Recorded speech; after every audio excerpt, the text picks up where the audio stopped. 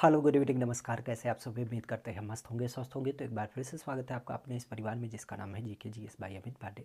खासा आज के विषय की जब बात की जाए तो आज के विषय में जिस एक पहलू के साथ हम कनेक्ट होने वाले हैं, आप भी जानते हैं कि राज्य स्पेशल परीक्षाओं को आधारित करते हुए कुछ एक महत्वपूर्ण प्रश्न हम आपके साथ साझा करते हैं और उन्हीं बिंदुओं के ऊपर चर्चा करते हैं जो आपके लिए परीक्षा के दृष्टिकोण से महत्वपूर्ण होते हैं। तो चलिएगा आज की विषय चर्चा यहाँ से शुरू करते हैं इसी बिंदु के साथ कि सरस्वती महाभागी विद्या कमलोचने विद्या रूपी विशालाक्षी विद्या देही नमोस्तुते। माँ वाग्देवी का सानिध्य इस तरीके से प्राप्त हो ताकि नित्य ऊंचाइयों को आप लोग अचीव करें, यही सदैव से भरा आपके प्रति मानना होता है। और इसी क्रम के साथ आज की क्लास की शुरुआत भी करते हैं। पहला प्रश्न आप सबके कह सकते हो सन्मुख है, जवाब देने का प्रयास करिएगा। कहा जा रहा है कि भारतीय जो संविधान है, इस संविधान की जब बात की जाए तो इस संविधान के अंतर्गत किस एक अनुच्छेद में, ठीक है, किस एक अनुच्छेद में राज्यों के लिए महाधिवक्ता पद का प्रावधान किया गया है। राज्यों के लिए महाधिवक्ता की जब बात की जाए तो महाधिवक्ता पद का प्रावधान पूरी तरीके से किया गया है। एक्चुअली आपने सुना होगा, अभी हमने पिछले दिनों बताया था, जब हम बात करते हैं किसको लेकर के, अनुच्छेद 76 को लेकर के, ये किसके बारे में चर्चा करता है? तो अनुच्छेद 76 चर्चा करता है महान्यायवादी को लेकर के। महान्यायवादी, इस महान्यायवादी की जब बात की जाए तो इसको हम क्या मानते हैं? इसको एक तरीके से कह सकते हो सरकारी वकील भी कह सकते हैं, केंद्र सरकार का सरकारी वकील, या कह सकते हो सर्वोच्च विधि अधिकारी नाम देते हैं, सर्वोच्च विधि अधिकारी भी नाम देते हैं। और सर्वोच्च विधि अधिकारी के अलावा सरकार के सापेक्ष अगर देखा जाए तो एक तरीके से हम कह सकते हैं इसको कानूनी सलाहकार भी कहा जाता है। कानूनी सलाहकार भी कहा जाता है किसके परिप्रेक्ष्य में? जब हम केंद्र सरकार की बात करते हैं तो केंद्र सरकार ने अपने लिए एक लॉ आधारित अर्थात कानूनी विधा को ध्यान में रखते हुए उससे समय जो कह सकते हो कि लूप होल होते हैं उनको समझने के लिए एक महान्यायवादी संकल्पना पद को सृजित किया है। और जिसके बारे में आपने सुना भी होगा कि राष्ट्रपति क्या करते हैं, राष्ट्रपति इसकी समय समय पर नियुक्ति करते हैं। हालांकि राष्ट्रपति नियुक्ति करते हैं तो राष्ट्रपति के ही साथ ध्यान रखिएगा, राष्ट्रपति के ये प्रसाद पर्यंत इस पद पर बना रहता है। और इसी तरीके से अगर देखा जाए तो राष्ट्रपति का ही यहाँ पे क्या होता है, कह सकते हो कि इसकी जो सैलरी वगैरह होती है अर्थात वेतन भत्तों की जब बात की जाए तो वेतन भत्ते निर्धारण करने में खास करके इसका प्रमुख रोल होता है। तो जो वेतन भत्ते वगैरह होते हैं वो भी आपके राष्ट्रपति के द्वारा दिया जाता है, मतलब राष्ट्रपति ही उसका निर्धारण करता है। ओवरऑल अगर देखा जाए तो इसके बारे में हमने बताया था कि संसद सदन में क्या कर सकता है, भाग ले सकता है, लेकिन ये क्या कर सकता है, वोट नहीं कर सकता है। ये मुख्य रूप से ध्यान रखिएगा कि यह वोट नहीं कर सकता है। संसद के कार्यवाही में संसद के जो विभिन्न प्रकार के बैठक वगैरह होती हैं उसमें पार्टिसिपेट कर सकता है। अब ये किसकी बात हो गई? ये तो बात हो गई केंद्र स्तर पे। अब यही सेम पैटर्न हमारा क्या किया गया है, राज्यों के लिए व्यवस्थित किया गया है। अब राज्य की जब बात की जाए तो राज्य के लिए ये क्या हो जाएगा, जाहिर सी बात है राज्य का प्रमुख विधि अधिकारी हो जाएगा। राज्य का प्रमुख विधि अधिकारी नाम दिया जाता है। जिस तरीके से केंद्र में इसका संदर्भ होता है सेम एज इट इज क्या होता है, ये राज्य के लिए पहला विधि अधिकारी माना जाता है, कानूनी सलाहकार माना जाता है। इवन अगर देखा जाए तो सरकारी वकील राज्य के परिप्रेक्ष्य में इसको नाम देते हैं, जिसको हम क्या नाम देते हैं, महाधिवक्ता। नाम से पता चला अधिवक्ता, अधिवक्ता मतलब जो लॉ या वकील होते हैं। तो राज्य के लिए महाधिवक्ता पद जो है ये सृजित किया गया है। अब यही पर एक चीज ध्यान रखिएगा, क्योंकि राज्य के हिसाब से इसकी बात चली है तो राज्य सरकार के जो संबंधित आपके अनुच्छेद होते हैं उसमें इसके बारे में चर्चा की गई होगी। तो यहाँ पे मुख्यतः ध्यान रखिएगा कि 165 अनुच्छेद 165 की जब बात की जाए तो अनुच्छेद 165 के अनुसार हमारे यहाँ पे क्या होता है, राज्य के लिए महाधिवक्ता की नियुक्ति की जाती है। अब जाहिर सी बात है कि जैसे राष्ट्रपति ने यहाँ पर इनकी नियुक्ति की थी तो राज्यों में इनकी नियुक्ति कौन करेगा, राज्यपाल। राज्यपाल की जब बात की जाए तो राज्यपाल इनकी नियुक्ति करेंगे। राज्यपाल की जब बात की जाए तो इनके ही प्रसाद पर्यंत क्या होंगे, यह इस पद पर बने रहेंगे। और इवन अगर देखा जाए तो इनका जो वेतन भत्ता है इन सब चीज़ों को भी क्या किया जाएगा, यहाँ पे निर्धारित किया जाएगा। कार्यप्रणाली सेम है कि ये क्या कर सकते हैं, सदन की जब बात की जाए तो सदन की बैठक में भाग ले सकते हैं, लेकिन यहाँ पे मुख्यतः अगर देखा जाए तो ध्यान रखिएगा कि ये वोट नहीं कर सकते हैं। क्या नहीं कर सकते, वोट नहीं कर सकते हैं। ठीक है, ये मुख्य बात हो जाती है कि कोई भी कंडीशन होगी ये सदन के अलग अलग मुद्दों में क्या करेंगे, पार्टिसिपेट करेंगे, लेकिन वोट नहीं कर सकते हैं। ये मुख्य रूप से ध्यान रखिएगा। क्लियर? तो ये मुख्य रूप से ध्यान रखिएगा किसके अंतर्गत, जब हम राज्य के महाधिवक्ता की बात करते हैं। अच्छा, महाधिवक्ता के बारे में एक क्वेश्चन आपके दिमाग में और आता है कि राज्यपाल नियुक्त करता है तो कौन से व्यक्ति को नियुक्त कर देता है। तो ध्यान रखिएगा, राज्यपाल इसके लिए जो संविधान के अंतर्गत मानक बताए गए हैं वो ये है कि कोई भी व्यक्ति जो हमारे यहाँ पे क्या कर सकता है, उच्च न्यायालय में एक मुख्य न्यायाधीश बनने की जो योग्यता होती है उसी योग्यता को अगर धारित करता है तो उसे बनाया जा सकता है। उच्च न्यायालय के मुख्य न्यायाधीश बनने की अगर किसी व्यक्ति की योग्यता है तो ऐसे व्यवस्था में हम उसको महाधिवक्ता बना सकते हैं, क्योंकि कानूनी दांव पेच उसे क्या है, बेहतर पता है, प्रैक्टिस वगैरह का उसका जो टेन्योर है वो बेहतर उसने क्या किया है, कंप्लीट किया है, तो ऐसी अवस्था में उसको बना सकते हैं। नाम आता है कि भारत की उपराष्ट्रपति की जब बात की जाए तो उपराष्ट्रपति का जो चुनाव है, इस चुनाव के अंतर्गत आपने सुना होगा निर्वाचक मंडल बनाए जाते हैं। अब निर्वाचक मंडल की जब बात की जाए तो इसमें कौन शामिल होते हैं, राष्ट्रपति के अलावा उपराष्ट्रपति की जब बात की जाए तो इसके निर्वाचन मंडल में कौन से लोग शामिल होते हैं। पहली बात तो ये ध्यान रखिएगा, जब हम केंद्रीय चुनाव आयोग की बात करते हैं, केंद्रीय चुनाव आयोग ये मुख्यतः हमारे यहाँ पे कौन कौन से चुनाव कराता है, तो केंद्रीय चुनाव आयोग के बारे में मुख्य ध्यान रखिएगा, ये राष्ट्रपति का चुनाव कराते हैं। राष्ट्रपति के अलावा उप राष्ट्रपति का चुनाव कराते हैं। इसके अलावा अगर देखा जाए तो ये लोकसभा का चुनाव कराते हैं। लोकसभा के अलावा राज्यसभा का जो चुनाव है, चूँकि आप भी जानते हैं उसके अलग अलग परिपेक्ष होते हैं, तो उसके चुनाव कराते हैं। विधानसभाओं के बारे में अगर देखा जाए तो विधानसभाओं का ये चुनाव कराते हैं, जैसे अभी बिहार में चुनाव चल रहा है, बिहार की पोलिंग चल रही है, ठीक है, तो विधानसभा और विधानसभा के अलावा राज्यों में जो विधान परिषद है उसके लिए ये चुनाव कराते हैं। ये केंद्र सरकार वाला है। अगर हम राज्य के चुनाव आयोग की बात करते हैं तो ये कौन सा चुनाव कराता है, राज्य चुनाव आयोग। तो राज्य चुनाव आयोग की जब बात की जाए तो ये चुनाव हमारे यहाँ पे जो कराते हैं वह कराते हैं आपके, जो हमारे यहाँ पे त्रिस्तरीय व्यवस्था है, त्रिस्तरीय पंचायती राज। तो त्रिस्तरीय पंचायती राज की जब बात की जाए तो त्रिस्तरीय पंचायती राज के जितने भी चुनाव होते हैं, खास करके जिसमें क्या होती है, चाहे वो शहरी व्यवस्था हो चाहे वो आपके ग्रामीण व्यवस्था हो।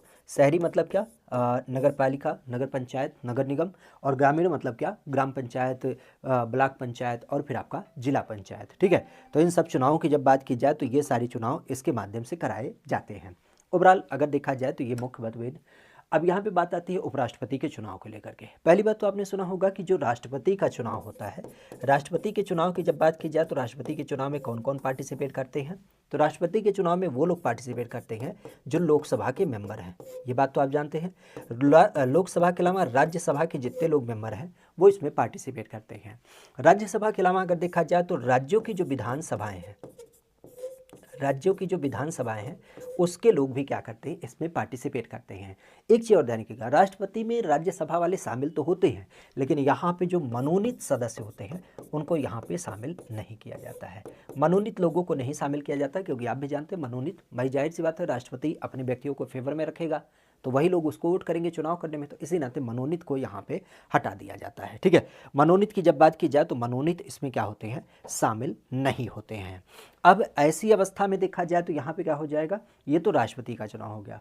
उपराष्ट्रपति के लिए कौन शामिल होते हैं, तो उपराष्ट्रपति के लिए केवल राज्यसभा शामिल होता है, नहीं, उपराष्ट्रपति पद जरूर ध्यान रखिएगा कि ये कौन होते हैं, ये राज्यसभा के रूप में अगर देखा जाए तो राज्यसभा के पदेन सभापति जरूर कहे जाते हैं, लेकिन जब हम इनके चुनाव की बात करते हैं, अभी हाल फिलहाल के आपके उपराष्ट्रपति चुनाव को आपने देखा भी होगा कि इसमें राज्यसभा के केवल सदस्य नहीं होते हैं, ना ही केवल लोकसभा के सदस्य शामिल होते हैं। इसमें जो सदस्य शामिल होते हैं, खासा अगर देखा जाए तो इसमें संसद के दोनों सदनों के सदस्य शामिल होते हैं। संसद के दोनों सदनों के सदस्य आपके क्या होते हैं, शामिल होते हैं, जिसमें लोकसभा भी है और जिसमें क्या है, राज्यसभा भी है। तो लोकसभा और राज्यसभा के जितने सदस्य हैं वो इसमें शामिल होते हैं। जितने शामिल मतलब क्या, कि जो चुने गए हैं, जिनका निर्वाचन हुआ है वो तो शामिल ही होंगे, और जैसा कि मैंने बताया कि यहाँ पे मनोनीत नहीं लिए जाते हैं, जबकि यहाँ पे क्या होते हैं, मनोनीत वाले सदस्य आपके लिए जाते हैं। तो मनोनीत वाले सदस्य उपराष्ट्रपति वाले चुनाव में लेते हैं पार्टिसिपेट, क्योंकि जाहिर सी बात है उनका तो मनोनयन उपराष्ट्रपति ने किया नहीं है। हाँ, एक चीज़ जरूर ध्यान रखिएगा कि उपराष्ट्रपति के चुनाव में, जहाँ राष्ट्रपति के चुनाव में राज्य के विधानसभाओं से लोग आपके शामिल होते हैं, यहाँ पे राष्ट्रपति के अलावा उपराष्ट्रपति में राज्यों का कोई रोल नहीं होता है। यहाँ पे सीधे शब्दों में केवल दोनों सदनों के सदस्य शामिल होते हैं और वो कुल सदस्य होते हैं जो निर्वाचित और मनोनीत होते हैं। तो ये थोड़ा सा ध्यान रखिएगा। उपराष्ट्रपति की जब बात की जाए तो उपराष्ट्रपति के रूप में संसद के दोनों सदनों के जो निर्वाचित और मनोनीत सदस्य हैं वो पार्टिसिपेट करेंगे, जबकि राष्ट्रपति का जो चुनाव होगा उसमें लोकसभा राज्यसभा के सदस्य शामिल होंगे लेकिन मनोनीत नहीं होंगे। और इसके अलावा राज्यों के जो आपके सदस्य होंगे, निर्वाचित सदस्य, विधानसभा के सदस्य, उनको क्या किया जाता है, इसमें आपके शामिल किया जाता है। ठीक है, तो ये ध्यान रखिएगा। अच्छा, एक चीज़ और ध्यान रखिएगा, जैसा कि हमने उपराष्ट्रपति के बारे में बार बार चर्चा किया कि ये राज्यसभा का पदेन सभापति होता है। अब जाहिर सी बात है राज्यसभा का एक तरीके से कह सकते हैं कि ये मेंबर हो गया, लेकिन ध्यान रखिएगा कि राज्यसभा की कार्यवाही में ये पार्टिसिपेट करता है, उसकी अध्यक्षता जरूर करता है, मत कभी नहीं देता है। मत देने की जब बात आती है तो एक निर्णायक मत पहलू होता है, उसमें ये जरूर पार्टिसिपेट करता है। सामान्य अवस्था में ये मत नहीं देता है। जैसे हर सदस्यों को ये अधिकार प्राप्त है, जितने सदस्य उस सदन के हैं, कि वो लोग मत देंगे, लेकिन उपराष्ट्रपति ऐसा कोई व्यवहार नहीं कर सकता है। वो टाई वाली कंडीशन में क्या कर सकता है, एक निर्णायक मत दे सकता है। ठीक है, आगे की बात आती है कि भारत में जो सर्वोच्च अधिकारी होते हैं, खास करके कानून को लेकर के, उनका नाम क्या है। भारत में सर्वोच्च कानून अधिकारी की जब बात की जाए तो उसका नाम हमें देखने को मिलता है। भारत में सर्वोच्च कानून अधिकारी की जब बात की जाए तो वह नाम हमें देखने को मिलता है। इस नाम की जब बात की जाए तो भारत के महान्यायवादी, भारत के न्यायालय के मुख्य न्यायाधीश, या फिर केंद्रीय सतर्कता आयुक्त, या फिर आपके भारत के महान्यायाधिकर्ता, यहाँ पे किसका नाम आपका जुड़ जाएगा। महान्यायाधिकर्ता के रूप में ध्यान रखिएगा सॉलिसिटर ऑफ जनरल इंडिया, जिसे हम नाम देते हैं सॉलिसिटर जनरल ऑफ इंडिया, खास करके उनका नाम आता है solicitor general of India, solicitor general of India. ठीक है, तो महान्यायाधिकर्ता, तो विधि अधिकारी के रूप में अगर देखा जाए तो इसमें कुछ सोचने की ज़रूरत ही नहीं। अभी हमने पीछे ही जस्ट चर्चा किया था कि हम क्या बोलते हैं, सर्वोच्च कानूनी अधिकारी, विधि अधिकारी, महान्यायवादी को बोलते हैं, जिसका चुनाव अनुच्छेद 76 के अनुसार किया जाता है। और कौन करता है, राष्ट्रपति के द्वारा। राष्ट्रपति की जब बात की जाए तो राष्ट्रपति के द्वारा इसका चुनाव किया जाता है। और मूल क्या होता है, मूल यही है कि ये कानूनी सलाहकार होता है, कह सकते हो कि सर्वोच्च विधि अधिकारी होता है, सदन में पार्टिसिपेट करता है, वोट नहीं करता है, ये विषय ध्यान रखिएगा। राष्ट्रपति के द्वारा चुनाव, राष्ट्रपति के प्रसाद पर्यंत पद पर, और राष्ट्रपति के द्वारा वेतन भत्ते, ये सब चीज़ें ध्यान रखिएगा। ठीक है, आगे की जब बात आती है तो यहाँ पे नाम आता है कि जो भारत के प्रधानमंत्री हैं तो इनकी नियुक्ति करी जाती है। अच्छा, एक चीज़ ध्यान रखिएगा, भारत के प्रधानमंत्री का चुनाव नहीं होता है। भारत के प्रधानमंत्री का चुनाव नहीं होता है, राष्ट्रपति का चुनाव होता है, उपराष्ट्रपति का भी चुनाव होता है। ठीक है, लेकिन प्रधानमंत्री का चुनाव नहीं होता है। तो प्रधानमंत्री कैसे बनते हैं, आपने सुना होगा, हमारे यहाँ पे संविधान में ये प्रावधान है कि लोकसभा का जब चुनाव किया जाता है तो सारे लोग लोकसभा के मेंबर बन के आते हैं, और फिर आती है बात कि जो सबसे बड़ा दल है वो दल अपना एक नेता हमें दे दे, अगुवा हमें दे दे, और इस तरीके से जो व्यक्ति उसकी अगुवाई करता है, जो व्यक्ति उसका लीडर होता है, उसी को एक शब्दावली इस्तेमाल करते हुए लीडर को ही प्रधान, मुखिया, या जो भी आप शब्दावली इस्तेमाल करें, तो इसी तरीके से मंत्रियों के बीच में एक ऐसा मंत्री जो उनका क्या है, मुख्य है, प्रधान है, लीडर है, नेतृत्व करता है, पायनियर है, तो इसी नाते उसको शब्दावली इस्तेमाल की जाती है प्रधानमंत्री। मंत्रियों में उसकी स्थिति क्या है, प्रधान है, क्योंकि वो नेतृत्व करता है। ठीक है, तो यहाँ पे एक शब्दावली इस्तेमाल की जाती है कि बहुमत दल का नेता, बहुमत दल का नेता प्रधानमंत्री के रूप में नियुक्त किया जाएगा, इसका चुनाव नहीं होता है। ठीक है, तो ये ध्यान रखिएगा। हाँ, अब ये जरूर बात है कि यहाँ पे जैसा कि मैंने बताया कि प्रधानमंत्री का निर्वाचन नहीं होता है। क्या नहीं होता है, निर्वाचन नहीं होता है। डायरेक्टली कोई ऐसा पद नहीं है प्रधानमंत्री के रूप में जिसका निर्वाचन किया जाए। ये पद क्या होता है, ये पद होता है बहुमत दल का नेता, बहुमत दल का नेता। अब बहुमत दल के नेता की जब बात की जाए तो बहुमत दल के नेता की नियुक्ति जो होती है वो क्या हो जाती है, वह आपके केंद्र में प्रधानमंत्री के रूप में हो जाती है, और अगर राज्य की बात आती है तो राज्य में क्या होती है, इसी पद को मुख्यमंत्री नाम दे देते हैं। ठीक है, अब एक चीज़ और ध्यान रखिएगा, प्रधानमंत्री या जो मुख्यमंत्री है, जिसे हम बहुमत दल का नेता कह रहे हैं, ये नेता हमारा कोई सदन से संबंधित हो सकता है, चाहे वो लोकसभा हो चाहे राज्यसभा हो। चाहे वो कह सकते हो विधानसभा हो या फिर विधान परिषद हो, कहीं से भी वो मेंबर हो सकता है। तो बहुमत दल का नेता हमारा क्या होता है, मुखिया होता है। इसकी नियुक्ति करी जाती है, उस पद के सापेक्ष नियुक्ति है। जैसे उपराष्ट्रपति का चुनाव होता है, लेकिन राज्यसभा के सभापति का चुनाव नहीं होता है, वो पदेन सभापति है। तो उसी तरीके से कह सकते हो बहुमत दल का जो नेता है उसे हम शब्दावली के रूप में प्रधानमंत्री नाम दे देते हैं। ठीक है, तो ये जो प्रधानमंत्री है इसकी उस पद के लिए नियुक्ति की जा रही है, और ये नियुक्ति किसके द्वारा की जाती है, तो ये आपने सदैव देखा होगा, भारत के राष्ट्रपति के द्वारा। भारत के राष्ट्रपति की जब बात की जाए तो भारत के राष्ट्रपति के द्वारा यह आपका क्या होता है, यहाँ पे नियुक्ति करी जाती है। भारत के राष्ट्रपति की जब बात की जाए तो भारत के राष्ट्रपति के द्वारा यहाँ पे इसकी नियुक्ति करी जाती है। और इसके बारे में आपने सुना होगा कि जो पूरा प्रावधान ये कहाँ पे है, अनुच्छेद 75। अनुच्छेद 75 की जब बात की जाए तो अनुच्छेद 75 में इसके बारे में पूरी इन्फॉर्मेशन दे रखी है कि बहुमत दल का जो नेता होगा उसे प्रधानमंत्री पद के रूप में नियुक्त किया जाएगा। राष्ट्रपति क्या करेंगे, उसकी नियुक्ति करेंगे, राष्ट्रपति उसकी नियुक्ति करेंगे लोकसभा चुनावों के उपरांत। ठीक है, तो ये थोड़ा सा ध्यान रखिएगा। इवन एक चीज़ और ध्यान रखिएगा, कई बार आपने सुना होगा प्रधानमंत्री रिस्पॉन्सिबल किसके प्रति होता है। तो जैसा कि नाम से पता चल रहा है कि प्रधानमंत्री की नियुक्ति कौन करता है, प्रधानमंत्री की नियुक्ति करता है राष्ट्रपति। तो अगर हम इंडिविजुअल रूप में बात करें, यहाँ पे एक चीज़ ध्यान रखिएगा, क्योंकि प्रधानमंत्री कोई ऐसा एक इंडिविजुअल व्यक्ति नहीं है, बल्कि वो मंत्रियों का एक समूह माना जाता है। तो अगर हम मुख्य रूप से बात करें तो यहाँ पे आपने कई बार एक शब्दावली इस्तेमाल की होगी, मंत्रिपरिषद। तो मंत्रिपरिषद की जब बात की जाए तो मंत्रिपरिषद सामूहिक रूप से जिम्मेदार होता है, सामूहिक रूप से क्या होता है, एक तरीके से कह सकते हो रिस्पॉन्सिबल होता है या फिर जिम्मेदार होता है। ये किसके लिए जिम्मेदार होता है, क्योंकि उसका चुनाव लोकसभा के द्वारा किया गया है। भाई सामान्य लोकसभा के द्वारा लोगों को चुना गया और उन्हीं को मंत्री वगैरह बनाया गया, तो लोगों ने इनका चुनाव किया, इसी नाते लोगों के प्रति इनकी क्या होती है, रिस्पॉन्सिबिलिटी बनती है। लेकिन जब हम बात करते हैं एक मंत्री को लेकर के, इंडिविजुअल मंत्री को लेकर के, तो मंत्री किसके प्रति रिस्पॉन्सिबल होगा, मंत्री का चुनाव राष्ट्रपति ने किया था। क्यों, क्योंकि कई सारे उनके सामने सदस्य थे और उनमें से एक नाम उन्होंने इस मंत्री के लिए चुना है, इसका मतलब राष्ट्रपति की रिस्पॉन्सिबिलिटी बन जाती है। तो अगर मंत्री की बात की जाएगी तो मंत्री इंडिविजुअल किसके प्रति रिस्पॉन्सिबल होता है, तो मंत्री डायरेक्टली राष्ट्रपति के प्रति होता है। लेकिन जब हम पूरे समूह की बात करते हैं, जो नेतृत्व करता है, जो लीडर है, जो शासन करता है, वह पूरी तरीके से उस लोकसभा के प्रति जिम्मेदार होता है। तो ये भी थोड़ा सा ध्यान रखिएगा, राष्ट्रपति के द्वारा प्रधानमंत्री की नियुक्ति करी जाती है। ठीक है, और यहीं पर ही राष्ट्रपति की जब बात की जाए तो राष्ट्रपति और किसकी नियुक्ति करता है, यहाँ पे लोकसभा चुनाव के बाद प्रधानमंत्री की नियुक्ति होता है। मंत्री परिषद की जब बात की जाए तो मंत्री परिषद का यहाँ पे क्या किया जाता है, गठन किया जाता है, उसकी नियुक्ति की जाती है। और इसके अलावा अगर हम बात करें तो जो लोकसभा है, इस लोकसभा में प्रोटेम स्पीकर, ठीक है, प्रोटेम स्पीकर की जब बात की जाए तो प्रोटेम स्पीकर की भी नियुक्ति इसी राष्ट्रपति के द्वारा करी जाती है। तो ये भी थोड़ा सा ध्यान रखिएगा।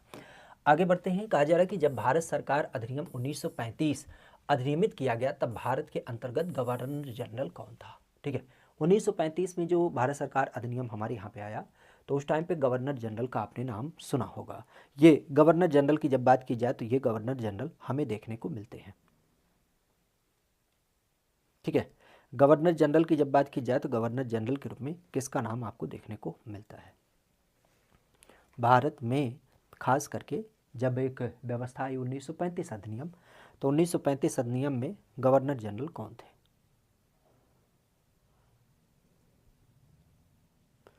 1935 में गवर्नर जनरल कौन थे।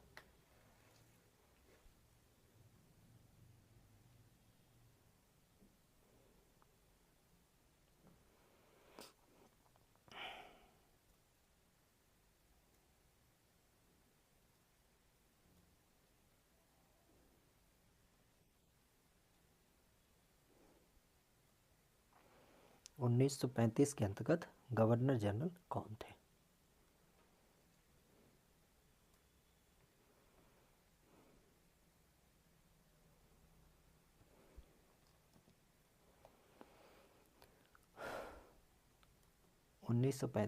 Governor general.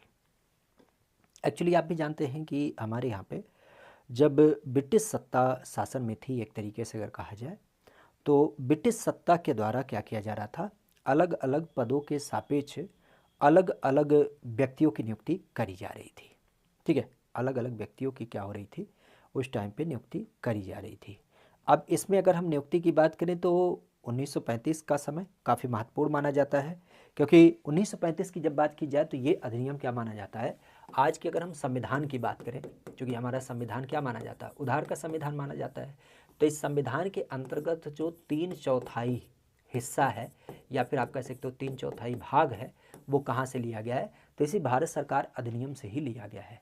भारत सरकार अधिनियम की जब बात की जाए तो उस टाइम पे जब ये अधिनियम आया था तो उस टाइम पे हमारे यहाँ पे जो गवर्नर जनरल थे ओवरऑल अगर इनकी बात की जाए तो उनका नाम आता है क्या, लॉर्ड विलिंगटन। क्या नाम आता है, लॉर्ड विलिंगटन की जब बात की जाए तो ये नाम इनका ध्यान रखिएगा। विलिंगटन का जो कार्यकाल था खास करके अगर इनकी बात की जाए तो ये 1932 में भारत में आए थे। ठीक है, 1932 की जब बात की जाए तो ये 1932 में भारत आए थे और 1932 से लेकर के 36 तक क्या है, यह इस पद पर बने रहे थे। तो विलिंगटन की जब बात की जाए तो 32 से लेकर के 36 तक का इनका कार्यकाल था और ऐसी अवस्था में 1935 का जो भारत शासन अधिनियम आया उस टाइम पे ये भारत के क्या थे, विलिंगटन गवर्नर जनरल थे। ठीक है, इस चीज़ को ध्यान रखिएगा। नाम आता है कि कौन से ऐसे 2 व्यक्ति हैं जिन्होंने 1947 से 1950 तक किंग जॉर्ज 5 के प्रतिनिधित्व के रूप में भारत के गवर्नर जनरल की भूमिका निभाई थी। भारत के गवर्नर जनरल की जब बात की जाए तो इसकी भूमिका इनके द्वारा निभाई गई थी। कौन से एक ऐसे व्यक्ति थे जिन्होंने क्या किया था, गवर्नर जनरल की भूमिका निभाई थी। 2 एक ऐसे व्यक्ति जिन्होंने क्या किया, गवर्नर जनरल की भूमिका निभाई। 2 व्यक्ति जिन्होंने क्या किया, गवर्नर जनरल की भूमिका निभाई थी। ये दोनों व्यक्ति कौन थे,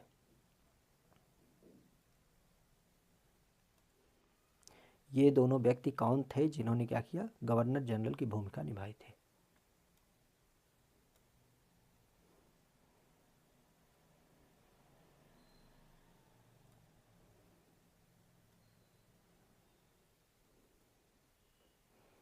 ये दोनों व्यक्ति कौन थे जिन्होंने क्या किया, गवर्नर जनरल की भूमिका निभाई थी। कब, जब हमारे यहाँ पे कह सकते हो 1947 से 1950 तक का समय काल था। अब 1947 की जब बात की जाए तो इसका मतलब क्या हो गया, 1947 की जब बात की जाए तो इसका मतलब यहाँ पे आप कह सकते हो कि देश आज़ाद जब हुआ, देश की आज़ादी, और देश की आज़ादी के बाद आप कह सकते हो कि 1950 मतलब देश जब आपका क्या हो गया, गणतंत्र बना, गणतंत्र बना। तो आज़ादी से लेकर के गणतंत्र के बीच में जिस व्यक्ति का नाम आता है उन्हें हम किसके नाम से जानते हैं। ठीक है, उन्हें हम किसके नाम से जानते हैं। ठीक है, तो 2 व्यक्तियों का नाम यहाँ पे प्रमुखता से लिया जाता है। क्योंकि जॉर्ज पंचम की जब बात की जाए तो जॉर्ज पंचम ने क्या किया था, इन 2 व्यक्तियों की नियुक्ति करी थी।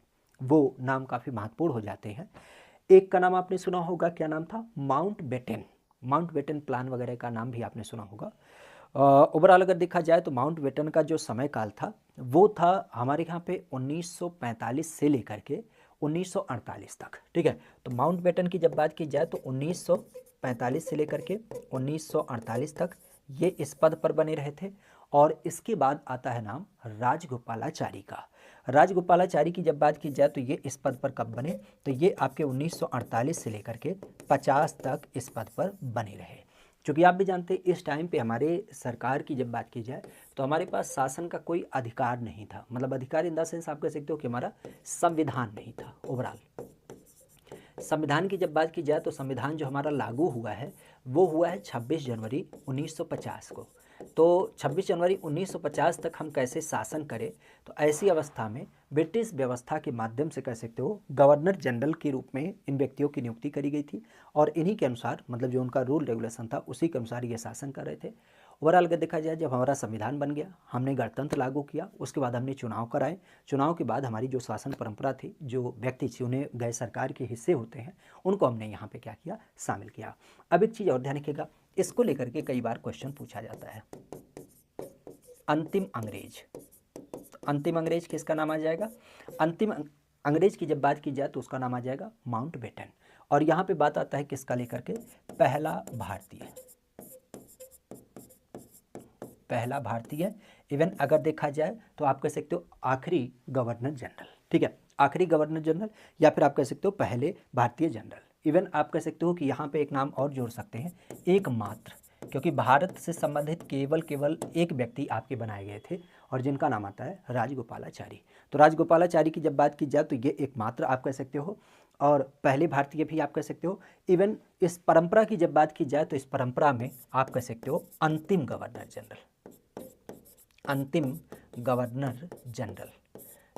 गवर्नर जनरल भी नाम ले सकते हैं। कोई भी भाषा यहाँ पे प्रयोग की जा सकती है। तो भारतीय के परिप्रेक्ष्य में पहले भारतीय, अंतिम गवर्नर जनरल भी आप कह सकते हैं, एकमात्र भारतीय जो राजगोपालाचारी। बाकी माउंटबेटन के रूप में ध्यान रखिएगा, ये अंतिम अंग्रेज था, ठीक है। तो 45 से लेकर के 48 तक इसने क्या किया था, यहाँ पर इस पद को धारित किया था, ठीक है। तो ये नाम ध्यान रखिएगा। आगे की जब बात की जाए तो आगे का नाम आता है किसको लेकर के, निम्नलिखित में से किस स्वतंत्रता सेनानी के खिलाफ केंद्रीय विधानसभा बम मामला जो 1929 था वो दायर किया गया था। 1929 मामले की जब बात की जाए तो ये दायर किया गया। केंद्रीय विधानसभा के मसले की जब बात की जाए तो ये मामला आपको देखने को मिलता है। कौन से एक ऐसे व्यक्ति थे जिनके खिलाफ केंद्रीय विधानसभा मामला, या जिसको हम क्या बोलते हैं, सेंट्रल असेंबली बम कांड, ठीक है। सेंट्रल असेंबली बम कांड की जब बात की जाए तो यह नाम आपको देखने को मिलता है, यह नाम आपको देखने को मिलता है, सेंट्रल असेंबली बम कांड। खासा अगर देखा जाए तो ये नाम आपको देखना 1929। बेसिक तिथि थी 8 अप्रैल। 8 अप्रैल की जब बात की जाए तो 8 अप्रैल में सेंट्रल असेंबली कौन था, सेंट्रल असेंबली आप कह सकते हो कि जो दिल्ली में आपकी विधानसभा थी, दिल्ली में जो आपकी क्या थी, खास करके केंद्रीय विधानसभा थी, उसमें क्या चल रही थी, बैठक चल रही थी। तो कुछ लोगों का मानना था कि देखो ये जो अंग्रेजी सरकार है ना, ये हमारी बातों को ऐसे नहीं सुनेगी, गरम दल के नेता। तो गरम दल के नेताओं की जब बात की जाए तो जो गरम दल से संबंधित आपके नेता थे, इनका मानना था कि ये बहरी सरकार है, और बहरी सरकार की जब बात की जाए तो ये बहरी सरकार हमारी बातों को ऐसे नहीं सुनेगी, इनके लिए क्या करने पड़ेंगे, कुछ पटाखे फोड़ने पड़ेंगे। और ऐसी अवस्था की जब बात की जाए तो ऐसी अवस्था में खास करके इन्होंने ब्रिटिश सरकार का विरोध करते हुए सेंट्रल असेंबली में क्या किया, कुछ एक बम फोड़े थे। और इनकी जब बात की जाए तो इनका नाम किसके रूप में आता है, तो आपने सुना होगा, क्या बोलते हैं, भगत सिंह, और भगत सिंह के अलावा बटुकेश्वर दत्ता। तो बटुकेश्वर दत्त और भगत सिंह की जब बात की जाए तो ये दो नाम ध्यान रखिएगा। ओवरऑल अगर देखा जाए तो बटुकेश्वर और भगत सिंह का जो संबंध है ये किससे संबंधित है, तो ये भी ध्यान रखिएगा। गरम दल की एक अपनी पार्टी थी HSRA, क्या बोलते हैं, हिंदुस्तान सोशलिस्ट रिपब्लिकन एसोसिएशन।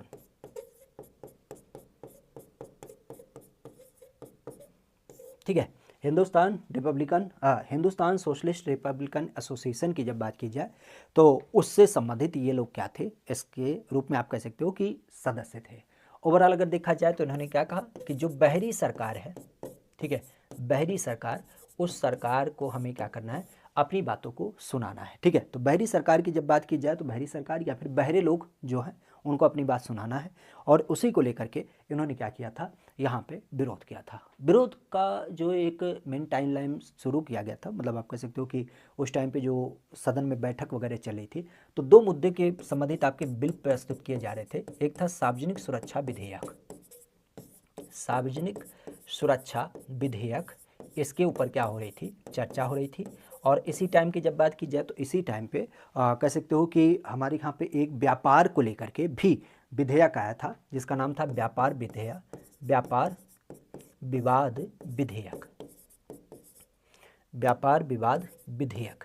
तो इनकी जब बात की जाए तो इनके ऊपर क्या चल रही थी, चर्चा चल रही थी। तो ओवरऑल ध्यान रखिएगा कि सेंट्रल असेंबली का जो बमकांड था नई दिल्ली में हुआ था 1929 8 अप्रैल में, जहाँ पे मानना था गरम दल के लोगों का कि ये जो बहरी सरकार है जो सुनती नहीं है, उन लोगों को सुनाने के लिए हमें क्या करना पड़ेगा, अपनी कुछ तोड़फोड़, कुछ ऐसी बात करनी पड़ेगी, बम वगैरह फोड़ना पड़ेगा। तो उसमें दो सदस्य थे, भगत सिंह, बटुकेश्वर दत्त, जो हिंदुस्तान सोशलिस्ट रिपब्लिकन एसोसिएशन के मेंबर थे। उनके द्वारा उस टाइम पे जो सदन में बैठक चली थी, व्यापार विधेयक और सार्वजनिक सुरक्षा विधेयक, उसके ऊपर बैठक चली थी, और उसी दरमियान क्या किया गया था, यहाँ पे बम फोड़ा गया था। बाकी अगर देखा जाए तो यहाँ पे मुख्य रूप से ध्यान रखिएगा, राजगुरु सुखदेव, चंद्रशेखर आज़ाद, ये दोनों मतलब ये लोग आपके क्या होते हैं, अलग हो जाते हैं। हालांकि मेंबर गर्म दल के ही थे, ठीक है। हाँ, यहाँ पे इनको बाद में पकड़ भी लिया गया था क्योंकि ये भागे नहीं थे, बम फोड़ा था और पर्चे बांटे थे, ठीक है। तो वो वहीं पे खड़े थे, पुलिस अधिकारियों के द्वारा कह सकते हो इनको पकड़ा गया और पकड़ने के बाद इनके ऊपर मुकदमा वगैरह भी चलाया गया था, ठीक है। तो ये ध्यान रखिएगा। नाम आता है ब्रिटिश ईस्ट इंडिया कंपनी के परिसमापन और ब्रिटिश काउन के उसके कार्यों के हस्तांतरण के लिए कौन सा अधिनियम लाया गया था। मतलब आप कह सकते हो कि जो ब्रिटिश इंडिया हमारे यहाँ पे थी, ब्रिटिश ईस्ट इंडिया कंपनी, ठीक है। ये बात तो आप समझ पा रहे हैं कि हमारे यहाँ पे पहले कंपनी का शासन था, ठीक है। सन 1600 में जब जहांगीर का शासनकाल था तो उस टाइम पे क्या हुआ था, ब्रिटिश ईस्ट इंडिया कंपनी आई थी और उसने क्या किया था, व्यापार के लिए अनुमति मांगी थी, उनको अनुमति मिली थी और वो यहाँ पे क्या किए, व्यापार करना चालू किए। अब जब व्यापार करना चालू किए तो धीरे धीरे चीज़ें क्या हो गई, विस्तारित हो गई। वो सेना रखने लगे, वो कह सकते हो कि लोगों को मदद के बहाने उनके शासन को हथियाने लगे। तो ऐसी अवस्था में भारत का पूरा शासन उन्होंने धीरे धीरे कब्जे में ले लिया। अब यहाँ पे अगर देखा जाए तो एक विद्रोह आपने सुना होगा और उस विद्रोह का नाम था क्या, 1857 का विद्रोह। 1857 के विद्रोह की जब बात की जाए तो उसे हम नाम भी देते हैं पहला स्वाधीनता आंदोलन, पहला स्वाधीनता आंदोलन। और ये जो पहला स्वाधीनता आंदोलन आपका आयोजित किया गया, बेसिकली अगर देखा जाए तो इस आंदोलन के माध्यम से क्या हो गया, कहीं ना कहीं ब्रिटिश सरकार की नींव हिली, जो कंपनी शासन था।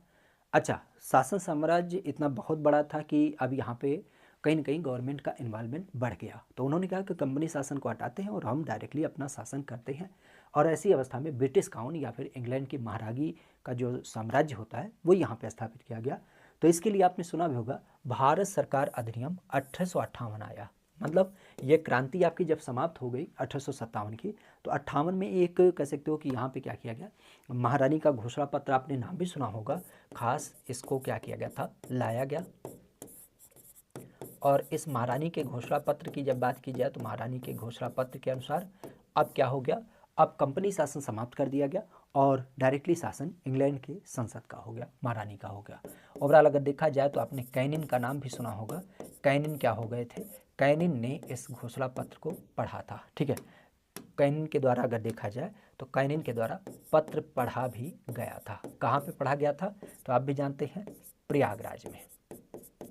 प्रयागराज की जब बात की जाए तो प्रयागराज में एक पार्क है जिसका नाम है मिंटो पार्क, ठीक है। तो मिंटो पार्क की जब बात की जाए तो मिंटो पार्क में इसको पढ़ा गया था। और ये तिथि हमारे लिए काफ़ी महत्वपूर्ण हो जाती है 1 नवंबर की, क्योंकि इस एक दिवस की जब बात की जाए, जब ये शासन प्रशासन पूरी तरीके से परिवर्तित किया जा रहा था, तो 1 नवंबर सन 1858 के दिवस की जब बात की जाए तो एक दिन के लिए, कितने, एक दिन की जब बात की जाए तो एक दिन के लिए क्या हुआ था, भारत की राजधानी, भारत की जो राजधानी होती है वह किसे बनाया गया, तो भारत की राजधानी आपके प्रयागराज को बनाया गया था, प्रयागराज को बनाया गया था।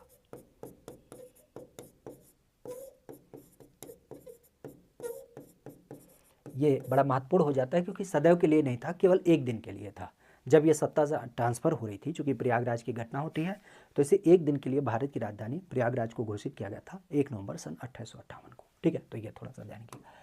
आगे की बात आती है किस एक वायसराय के दौर में उच्चतम न्यायालय और सदर न्यायालय की जब बात की जाए तो उसे उच्च न्यायालय में क्या किया गया, विलय कर दिया गया। उच्चतम न्यायालय और सदर न्यायालय की जब बात की जाए तो उसमें क्या कर दिया गया, इसको विलय कर दिया गया। और इसका नाम आपको देख मिलता है किसके रूप में, खास करके जब हम उस व्यक्ति की बात करते हैं तो उस व्यक्ति का नाम आता है कैनिन, एल्गिन, मेयो या फिर लॉरेंस। कौन से एक ऐसे व्यक्ति थे जिसके शासनकाल में क्या किया गया, हमारे यहाँ पे उच्च न्यायालय को उच्च न्यायालय में विलय कर दिया गया। सदर न्यायालय तो आपने सुना ही होगा, छोटे स्तर का न्यायालय, ठीक है। अगर उसकी बात की जाए और उच्चतम न्यायालय की जब बात की जाए तो मतलब आप कह सकते हो कि हमारे यहाँ पे उच्चतम न्यायालय और सदर न्यायालय की जब बात की जाए तो उसे उच्च न्यायालय में क्या किया गया, विलय कर दिया गया। तो ये नाम आपको देखने को मिलता है, यह नाम आपको देखने को मिलता है। उच्चतम न्यायालय और सदर न्यायालय उच्च न्यायालय में विलय कर दिया गया। पहली बात तो ये ध्यान रखिएगा, 1865 का जो समय काल था ना, 1865 की जब बात की जाए तो 1865 के समय काल में हमारे यहाँ पे एक बहुत बड़ा काम किया गया। और वो काम क्या था? वो काम था कि 3 उच्च न्यायालय की स्थापना करी गई थी। 3 अलग अलग लोकेशन की जब बात की जाए तो 3 अलग अलग उच्च न्यायालय की स्थापना करी गई थी। और उसके बारे में आपने सुना भी होगा, कलकत्ता, और एक था बॉम्बे, और बॉम्बे के अलावा अगर देखा जाए तो एक साउथ में था खास, जिसका नाम आता है मद्रास के रूप में। ठीक है, तो मद्रास, कलकत्ता और बम्बई, इन 3 लोकेशन में क्या किया गया था? उच्च न्यायालय की स्थापना की गई, अर्थात आप कह सकते हो कि हाई कोर्ट की स्थापना करी गई। ठीक है, हाई कोर्ट की जब बात की जाए तो 1865 में यह हाई कोर्ट की स्थापना करी गई थी। अब यहाँ पे अगर देखा जाए तो इन्होंने क्या किया, इन्होंने जो यहाँ पे मौजूद ये न्यायालय थे उन्हीं को एक साथ मिला करके एकीकृत करते हुए इस व्यवस्था को कह सकते हो कि यहाँ पे व्यवस्थित किया, और इनका नाम आता है लॉरेंस। लॉरेंस की जब बात की जाए तो लॉरेंस के समय काल में उच्चतम न्यायालय, सदर न्यायालय और उच्च न्यायालय, इनकी जब बात की जाए तो इनकी बातों को आप ध्यान में रखिएगा कि उच्चतम न्यायालय और सदर न्यायालय को उच्च न्यायालय में क्या किया गया? मिला दिया गया, और इस तरीके से 3 उच्च न्यायालय बनाए गए, कलकत्ता, बॉम्बे और मद्रास में। ठीक है, कलकत्ता, बॉम्बे और मद्रास की जब बात की जाए तो वहाँ पे ये व्यवस्था आपके शुरू करी गई 1865 में। लॉरेंस का ये समय काल था। लॉरेंस की जब बात की जाए तो लॉरेंस के समय काल में यह व्यवस्था आपकी करी गई। ले चलिए आगे की जब बात करते हैं तो एक नाम आता है कि 1953 से 1967 के बीच में जब सत्याग्रह आंदोलन आपका चल था तो छोटे किसानों ने जोखिम उठाने के लिए उन्हें प्रोत्साहित किया गया। जहाँ पे निजी भूमि की बात की जाए तो निजी भूमि में किसानों को प्रवेश करने के लिए जिन पर भूमि के मालिकों का अधिकार था, ठीक है, जो स्वयं कृषि करने के लिए रुचि नहीं रखते थे और जो भोजन के लिए फसलों को उगाते थे, वह आंदोलन कौन सा था? ओवरऑल यहाँ पे बात की जा रही है 1953 से 1967 के बीच में एक आंदोलन चला था, जिस आंदोलन को हम एक तरीके से सत्याग्रह नाम देते हैं, जिसमें यह था कि छोटे किसानों को आगे बढ़ने की बात करी गई। छोटे किसानों के लिए क्यों? क्योंकि सामान्यतः आपने देखा होगा कि जो किसानों की ज़मीन होती थी, खास करके किसी एक बड़े जोतदार की ज़मीन होती थी, वहाँ पे किसान मजदूरों को खेतीबाड़ी नहीं किया जाता था, मतलब उनको केवल मजदूर के रूप में ही रखा जाता था, उनको उस खेत का अधिकार नहीं मिलता था। तो ऐसे में ये आंदोलन ये चलाया गया कि जो बड़ी जोत वाले किसान हैं, अगर वो खेतीबाड़ी नहीं करते हैं और केवल खेत के मालिक बने बैठे हैं, तो ऐसे में वो दान कर दें कुछ ज़मीन, तो हम उसे क्या करेंगे, अन्य किसानों को दे देंगे जो खेतीबाड़ी करने के इच्छुक हैं, और उससे क्या हो जाएगा, उनके पास भी थोड़ी सी ज़मीन हो जाएगी, तो वो अपना जीविकोपार्जन कर पाएंगे। तो उसके लिए कौन सा आंदोलन आपका चलाया गया था? ग्रामदान, पादरी, ग्राम सत्य या फिर आपका भूदान? ये कौन सा आंदोलन आपको देखने को मिलता है?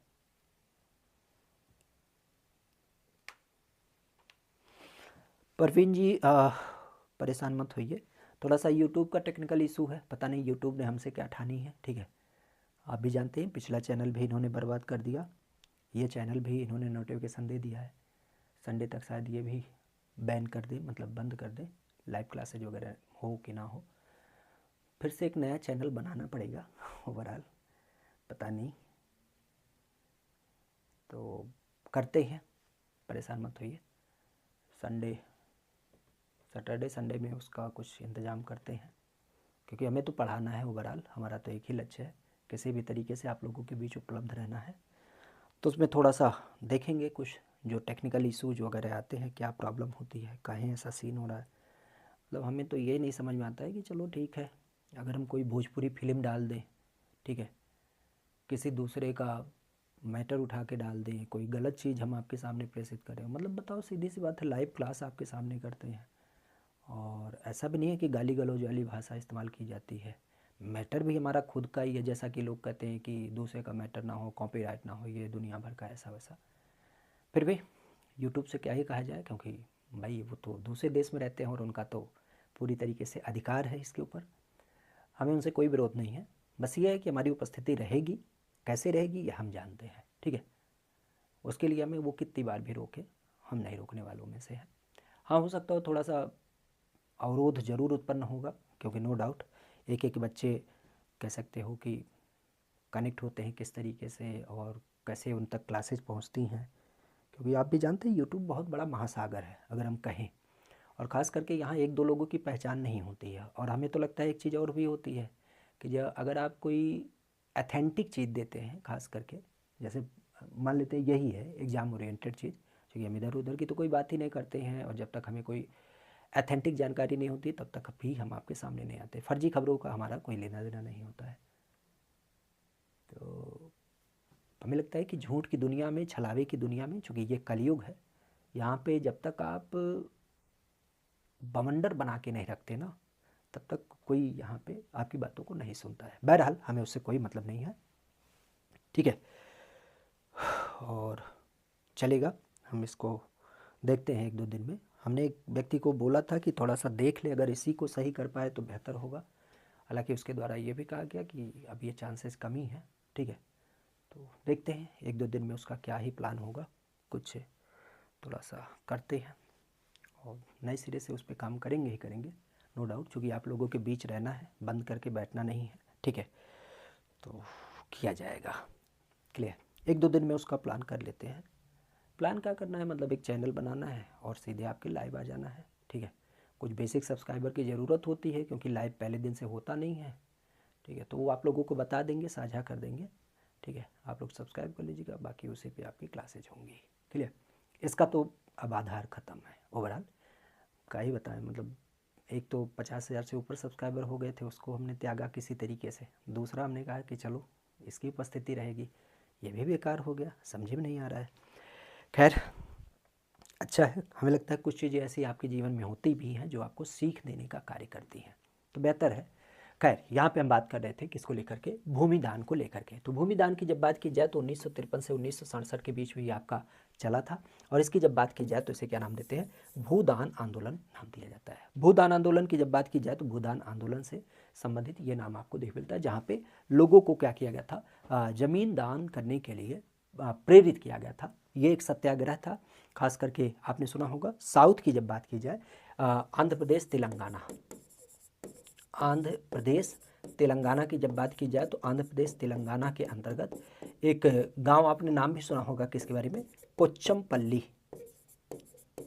पोच्चमपल्ली की जब बात की जाए तो पोच्चमपल्ली में इसकी क्या की गई थी, शुरुआत वगैरह में करी गई थी, ठीक है। तो ये नाम प्रमुख रूप से ध्यान रखिएगा, क्लियर। आगे की जब बात की जाए तो एक नाम आता है किसको लेकर के, भारतीय स्वतंत्रता अधिनियम 1947 की जब बात की जाए तो 1947 के संदर्भ में निम्नलिखित में से कौन सा वक्तव्य आपका सही है। ये यूनाइटेड किंगडम की संसद का एक अधिनियम है।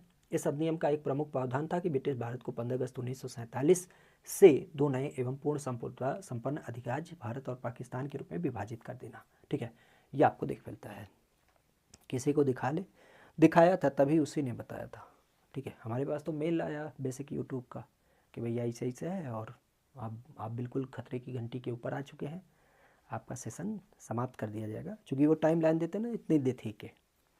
तो हाँ, बस यही नहीं समझ में आ रहा कि आखिर लॉजिक क्या है। थोड़ा सा कभी सामने जब फेस टू फेस बैठते ना, तो हम भी शायद हो सकता हो मिसकम्युनिकेशन गैप इसी को कहते हैं, कि हम अपनी बात को ना समझा पा रहे हैं और वो टेक्निकल इशू में एआई वगैरह का इस्तेमाल करते होंगे, तो पता नहीं कहाँ से क्या चीज़ें उनको लूप होल में मिल जाती हैं। बहरहाल हमारे समझाने का एक ही लॉजिक होगा कि भैया देखो, कोई हमने ऐसा पोर्नोग्राफी तो डाली नहीं है, ना कोई एब्यूज लैंग्वेज का इस्तेमाल करते हैं, ना हमने किसी दूसरे का कुछ इस्तेमाल किया है। जो भी होता है अपना होता है, स्वयं का होता है, और ऐसा भी नहीं है कि एक ही चीज़ अपनी बार बार हम डाल रहे हैं, इस्तेमाल कर रहे हैं कि प्रमोट कर रहे हैं, ठीक है। लाइव सेशन होता है, बच्चे एथेंटिक होते हैं जो इधर उधर से जुड़ जाते हैं, ठीक है। और फिर भी बावजूद अगर इसके बाद भी कोई समस्या है तो बेहतर होगा कि आप उस समस्या के बारे में हमें बताएं, उस समस्या का हम समाधान ढूंढें। क्योंकि हो सकती है कि कुछ गलती हो, जैसे मान लेते पेन हमने इस हाथ में पकड़ा, यूट्यूब कह रहा है नहीं ऐसे नहीं पकड़ना, ऐसे पकड़ना है, तो हम इसमें पकड़ लेंगे, क्या बात है, जो आपका निर्देश हो। खैर जो भी हो, उससे हमें कोई मतलब नहीं। मंडे तक आपको एक नया चैनल मिल जाएगा और जिसके माध्यम से हम आपसे कनेक्ट होंगे। भारतीय स्वतंत्रता अधिनियम 1947, अगर इसकी बात की जाए तो इसका संदर्भ क्या हो जाएगा। 1947 की जब बात की जाए तो 1947 के संदर्भ में निम्नलिखित में से कौन सा कथन आपका सही है। 1947 की जब बात की जाए तो 1947 के संदर्भ में कौन सा कथन आपका क्या है, सही आपको देखने को मिलता है। 1947 के संदर्भ में कौन सा कथन आपका सही है।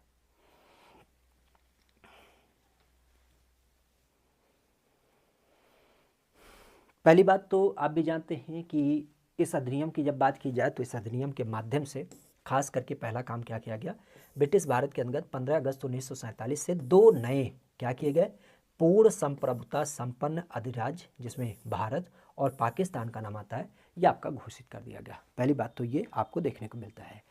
इवन अगर देखा जाए तो ये किसके द्वारा जारी किया गया था, ये जारी किया गया था यूनाइटेड किंगडम के संसद के द्वारा। तो संसद के अधिनियम के द्वारा इसको क्या किया गया था, नाम से पता चला भारतीय स्वतंत्रता अधिनियम, एक एक्ट आपके संसद में पारित किया गया और उसके माध्यम से ये बात आपके रखी गई। तो यहाँ पे क्या हो जाएगा, ए और बी दोनों, ए और बी की जब बात की जाए तो ये आपको दोनों देखने को मिल जाता है। और इनके द्वारा ये बात रखी गई कि पहली बात तो हम क्या करेंगे, आपके यहाँ से अपना शासन हम समाप्त कर लेंगे, मतलब भारत और पाकिस्तान के सापेक्ष इसकी बात की गई। और दूसरा ये कहा गया कि जो दो नए राज्य आपके स्थापित होंगे ये लोग अपना शासन प्रणाली खुद व्यवस्थित कर सकते हैं। हाँ, ये लोग अपनी एक संविधान सभा बनाएंगे, संविधान वगैरह का जो ड्राफ्ट है वो तैयार करेंगे। जब तक ये करेंगे तब तक हम इनकी मदद करेंगे और जब इनका लोकतंत्र स्थापित हो जाएगा फिर हम विड्रॉ कर लेंगे और ये अपनी व्यवस्था को स्वयं से संचालित करेंगे। ठीक है, तो दो नए राष्ट्रों का जन्म हुआ और यहाँ पे अधिनियम ब्रिटिश संसद के द्वारा पारित किया गया।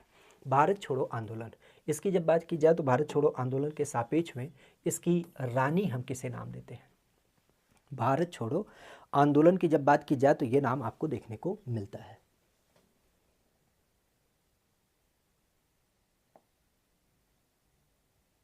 विशाल, देखते हैं कनेक्ट करते हैं। ठीक है, एक्चुअली सबसे बड़ी समस्या हमारी यही है ना कि हम किसी के साथ कनेक्ट नहीं है, ये हमारे लिए कहीं ना कहीं एक नेगेटिव है। मतलब हमारी जो थॉट थी ना कि 10 बाई 10 के कमरे में रहना, स्वयं में उलझे रहना, ये बहुत नकारात्मक हो गया है आजकल हमारे लिए। सामाजिक दुनिया में हमारी किसी से कोई पहचान नहीं है और वो हमें कहीं ना कहीं क्या करती है, कभी कभी सोचने पे मजबूर कर देती है।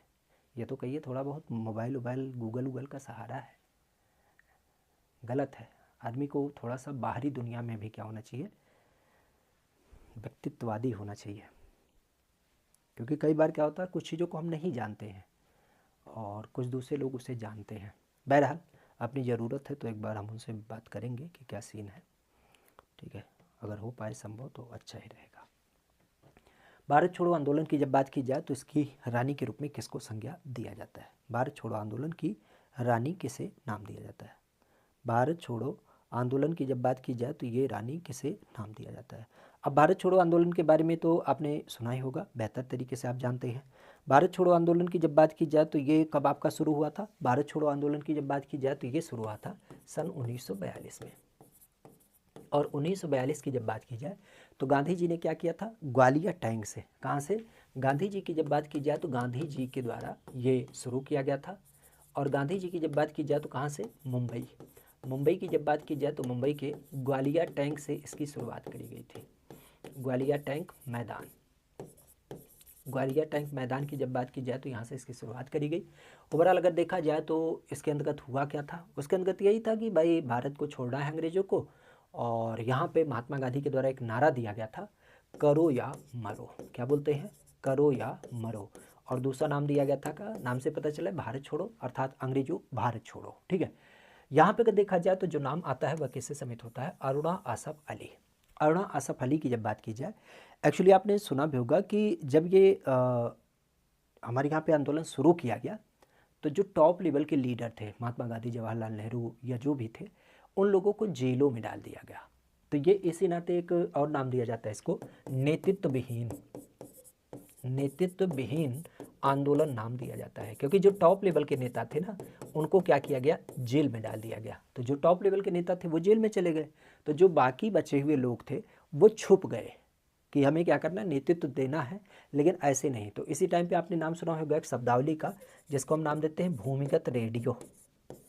भूमिगत रेडियो का संचालन किया गया, मतलब इसके बारे में कोई इन्फॉर्मेशन नहीं होता था और सूचनाएं क्या होती थी, क्रांतिकारियों के बीच में क्या किया जाता था, पहुंचा दिया जाता था। तो ओवरऑल अगर देखा जाए तो यहाँ पे खास करके अगर हम मुख्य रूप से बात करते हैं तो अरुणा आसफ अली का नाम आपने सुना ही होगा। अरुणा आसफ अली की जब बात की जाए तो इन्हें भारत छोड़ो आंदोलन के सापेक्ष में क्या किया गया था, खास करके इसकी रानी कही जाती है। और रानी कहने की जब बात की जाए तो रानी कहने का मतलब क्या था, ओवरऑल जब ये आंदोलन के संदर्भ में शुरुआत करी गई थी तो इन्होंने क्या किया था, जो भारत का झंडा है, ठीक है, क्या किया था, भारत का झंडा, भारतीय झंडा यहाँ पे क्या किया था, फहराया था। भारतीय झंडा फहराया था, इसी नाते इसके अगुवा के रूप में क्या किया गया था, इनको चिन्हित किया गया था। तो भारतीय झंडा फहराना अपने आप में नेतृत्व वाला कार्य हो जाता है भाई, मरने मारने वाली बात हो जाती है, कहीं से भी गोली लग सकती थी, कहीं गिरफ्तार कर लिया जाता, ठीक है, कौन उसको, तो इसी नाते इनको रानी की उपाधि दी गई थी, ठीक है। ब्रिटिश सरकार के सापेक्ष में आप कह सकते हो इन्होंने क्या किया था, ये नेतृत्व किया था, और इसी नाते इनको क्या कहा जाता है, रानी कहा जाता है भारत छोड़ो आंदोलन के सापेक्ष में।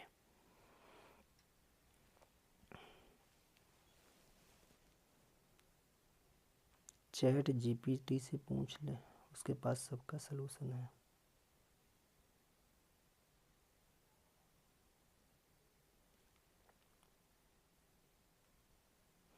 नंबर तो उनका ना है, लेकिन वही है, कमेंट के द्वारा हम सहारा लेंगे और का चैनल वैनल खोजेंगे, फिर उनके कमेंट बॉक्स में जुड़ेंगे। वही तो हम बता रहे हैं कि हमारा ये एक बहुत नेगेटिव विषय हो जाता है कि हमने किसी से कोई कम्युनिकेशन ना रखा है, मतलब हमें लगता है कि अपनी दुनिया के हम अकेले ही हैं, जो कर्ता धर्ता विधाता सभी है। हालांकि आज की दुनिया में ये गलत है, हमें लगता है कि आदमी को संपर्क बना के रखना चाहिए हर एक पहलू में। जैसे होते ना कि आपके मित्र होते हैं, अब रियलिटी यही है कि मतलब हमारे पास मित्रों की संख्या ना के बराबर है, आप कह सकते हैं। कभी आपने देखा है कोई एंगेजमेंट हमारा कहीं नहीं होता, कुछ ना, बस अपने इसमें ही मस्त मौला टाइप के रहते हैं। हाँ, खाना सोना पढ़ना पढ़ाना, ये 2-4 चीज़ें अपने जीवन का हिस्सा है। तो हमें लगता है कि ये गलत है, आदमी को नहीं कुछ करना चाहिए, कम से कम 1 घंटे झुट्ठो बाहर निकल जाना चाहिए, चौराहे तक घूम के आना चाहिए, ठीक है। 3 आदमी से मिल करके ज़बरदस्ती पुलिया पे बैठ के बात करनी चाहिए, ठीक है, संबंध स्थापित करने चाहिए। खैर का ही कहा जाए, अब जो नहीं है नहीं है। यहाँ पे हम बात करें किसके बारे में, ऐसा माना जाता है कि भूदान आंदोलन जब शुरू किया गया, विनोबा भावे भूमिहीन हरिजनों की समस्याओं को संबोधित करने के लिए कौन से राज्य के गांव में पहुंचे थे, ठीक है। यहाँ पे अगर देखा जाए तो यहाँ पर इसका सही उत्तर क्या होगा, माना जाता है भूदान आंदोलन। अभी हमने चर्चा किया भूदान आंदोलन की जब बात की जाए तो शुरुआत किसके द्वारा, विनोबा भावे के द्वारा करी गई थी। और यहाँ पे अगर देखा जाए तो उन्होंने कहा कि जिनके पास ज़मीन नहीं है उनके लिए हम ज़मीन की व्यवस्था करेंगे। और इसी सापेक्ष अगर देखा जाए तो ये किस राज्य के गाँव से जुड़े थे, ठीक है, किस राज्य के गाँव से जुड़े। तो अभी हमने बताया किसके बारे में, पोचमपल्ली। पोचमपल्ली की जब बात की जाए तो पोचमपल्ली से ये आपके कनेक्ट हुए थे। और पोचमपल्ली की जब बात की जाए तो ये कहाँ से समित है, आंध्र प्रदेश, वर्तमान में जो तेलंगाना राज्य है उससे इसका संबंध आ जाता है। तो तेलंगाना की जब बात की जाए तो ये नाम आपको देखने को मिल जाता है, ठीक है, तो ये नाम ध्यान रखिएगा। आगे की जब बात की जाए तो एक नाम आता है कि इसको लेकर के विंस्टन चर्चिल। विंस्टन चर्चिल के द्वारा कौन सा घोषणा पत्र जो है वो कह सकते हो कि भारत पर लागू किया नहीं किया गया, अटलांटिक घोषणा, बर्न का गोल्डन घोषणा पत्र, बेस्ट घोषणा पत्र, या फिर आपके पोंगन घोषणा पत्र। गलत आदत है, इससे व्यक्ति डिप्रेशन में चला जाता है, हाँ ये आप कह सकते हो, ठीक है।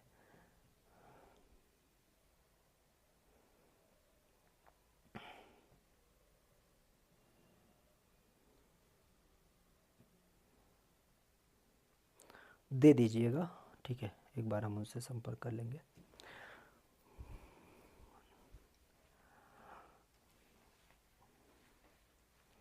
नहीं, इस मामले में हमें लगता है कि हम थोड़े से मजबूत व्यक्ति हैं डिप्रेशन को लेकर के, क्योंकि थोड़ा सा हमें लगता है ना, ये जो कम्पिटेटिव एग्ज़ाम की तैयारी करने वाला कोई भी बच्चा होता है, सबकी अगर बात की जाए, क्योंकि परीक्षा में इतनी बार क्या कह सकते हैं, फेल और पास हो जाता है ना, घर वालों के, रिश्तेदारों के, समाज के इतने ताने सुन लेता है, या अपनी लाइफ में जो एक उतार चढ़ाव वाली ज़िंदगी होती है ना, मतलब जिसे हम कहते हैं, एक तो होती है गरीबी, एक होती है चरम गरीबी, ठीक है, तो मतलब हर एक पहलू को वो व्यक्ति जी लेता है। तो इसी नाते ऐसे जो मुद्दे होते हैं ना, डिप्रेशन या किसी का हर्ट कर जाना या फिर कुछ ऐसी वैसी चीज़ें, वो शायद हमें लगता नहीं प्रभावी होता, मतलब हमारे ऊपर तो नहीं होता है, बाकी दुनिया का तो हमें नहीं पता, लेकिन ओवरऑल हमें लगता है कि जब एक व्यक्ति उस पड़ाव में जी चुका है, जब उससे निकल चुका है ना, तो उसका असर उतना नहीं पड़ता है। हाँ, कभी कभी कुछ चीज़ें ऐसी होती है जो घातक हो जाती हैं, असर भी करती हैं, नो डाउट। कुछ ऐसे समय काल आते हैं आपके जीवन में जो आपके लिए हानिकारक भी हो जाते हैं और आपको कहीं ना कहीं उस स्तर तक सोचने तक मजबूर कर देते हैं जितना आपने सोचा भी नहीं होता। लेकिन ओवरऑल 100 बातों की एक बात, आपको क्या करना चाहिए, बाहर निकलना चाहिए, 4 लोगों से मिलना चाहिए, गपशप होनी चाहिए, आपके जीवन का ये हिस्सा होना चाहिए। ठीक है, यहाँ पे हम बात करें विंस्टन चर्चिल के द्वारा। विंस्टन चर्चिल की जब बात की जाए तो विंस्टन चर्चिल के माध्यम से यह नाम आपको देख मिलता है। विंस्टन चर्चिल की जब बात की जाए तो विंस्टन चर्चिल के द्वारा कौन सा यहाँ पे क्या किया गया, भारत पर लागू नहीं किया गया था। कौन सा घोषणा पत्र ऐसा है जो भारत पर लागू नहीं किया गया था, विंस्टन चर्चिल के द्वारा। विंस्टन चर्चिल की जब बात की जाए तो कौन सा घोषणा पत्र आपका लागू नहीं किया गया था, विंस्टन चर्चिल। विंस्टन चर्चिल की जब बात की जाए तो अब नाम से पता चला, देखिए वर्ण का गोल्डन बेस्ट घोषणा, पोंगन घोषणा, इन सब चीज़ों को हम नहीं जानते, लेकिन यहाँ पे इस चीज़ को हम जरूर जानते हैं, अटलांटिक घोषणा। अटलांटिक का संबंध हमसे नहीं है। आज अगर हम अटलांटिक की बात करें तो अटलांटिक का संबंध एक तरीके से कह सकते हो कि ये अमेरिका के सापेक्ष आप कह सकते हो। ठीक है, अमेरिका जहाँ पे अटलांटिक महासागर है तो उससे संबंधित कहीं ना कहीं क्या करता है, लिंकअप करता है। तो अब अमेरिका की जब बात की जाए तो अमेरिका से संबंधित हो जाता है किसका नाम, आपका अटलांटिक घोषणा पत्र। इसका संबंध हमारे भारत से नहीं होता है। तो चर्चिल की जब बात की जाए तो चर्चिल के माध्यम से यह विषय ध्यान रखिएगा कि यहाँ पे ब्रिटिश भारत की जब बात की जाए तो ब्रिटिश भारत के सापेक्ष में कई सारे नियम आपके रोपित किए गए, लेकिन जब हम बात करते हैं किसके बारे में, अटलांटिक घोषणा पत्र, तो ये किससे, चर्चिल से संबंधित नहीं था, बल्कि इसकी जब बात की जाए तो अमेरिका के राष्ट्रपति हुआ करते थे जिनका नाम था रूजवेल्ट। क्या नाम था, अमेरिका के राष्ट्रपति थे रूजवेल्ट। तो रूजवेल्ट के माध्यम से ये क्या किया गया था, अटलांटिक घोषणा पत्र आपका जारी किया गया था। तो अटलांटिक घोषणा पत्र की जब बात की जाए तो रूजवेल्ट और साथ ही साथ चर्चिल जो जर्मन से समय थे, इनकी जब बात की जाए तो इनके संबंध में यह नाम आपको देख मिलता है। ठीक है, नाम आता है कि द्वितीय विश्व युद्ध की जब बात की जाए तो इसके दरमियान भारत का वायसराय कौन था। द्वितीय विश्व युद्ध की जब बात की जाए तो द्वितीय विश्व युद्ध के टाइम पे भारत का वायसराय कौन था। द्वितीय विश्व युद्ध की जब बात की जाए तो द्वितीय विश्व युद्ध के टाइम पे भारत का वायसराय कौन था। द्वितीय विश्व युद्ध, अब आप भी जानते हैं द्वितीय विश्व युद्ध की जब बात की जाए तो द्वितीय विश्व युद्ध का जो टाइम लाइन था, खास अगर इसकी बात की जाए तो द्वितीय विश्व युद्ध का टाइम लाइन था, आप कह सकते हो कि 1940 के आसपास का।